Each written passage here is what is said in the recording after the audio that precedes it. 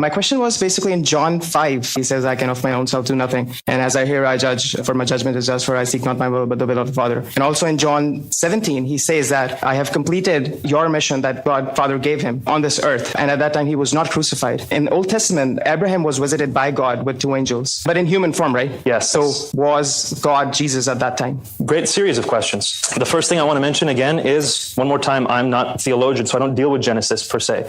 I deal with the historical aspect of Jesus. But I can look at what Genesis says, and I can't be sure. Are those 3 angels Jesus? Is one of them Jesus? Is it not? We can't be sure. Nothing is said. And I don't want to say that the Bible says something that it doesn't say, because that's a very dangerous thing. When it comes to the Gospel of John, though, I want to encourage you. The Quran and the Bible are not the same book, of course, but a lot of times we come to them exegetically as if they were. The Quran was not written like the Bible. How was it written? Muhammad would receive a revelation, or so the Islamic sources say, about 5 verses at a time he would relay to his scribes. The scribes would write them down, and that was one recitation. At the end, all of them were collected when he died. So it's very possible that one section of the Quran, one verse, has very little to do with the next verse, at least at face value. Bible's not like that. The Gospel of John 1:1 relates to John 21. It's all related. So you need to read the whole book before you try to pull a part out and exegete it. So we have to make sure when we read John 17, which you referred to, that we also read John 14, where in John 14, Jesus says, when I am gone, whatever you pray in my name, I will hear it and I will do it for you. Jesus is saying, when I'm gone, so he's not there. He can hear people's prayers, so he has to be omniscient. And I will do it for you, omnipotent.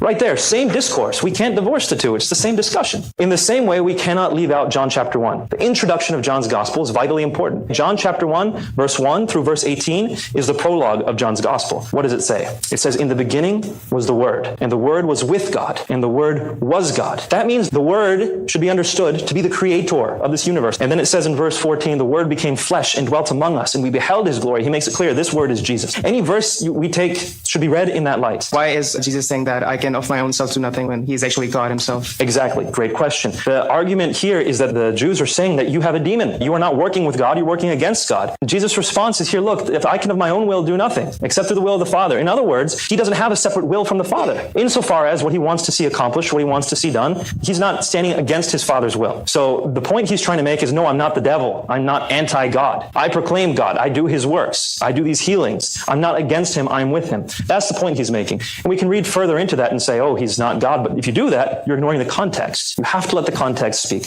And where the context is clearest, that's where exegesis should be the strongest.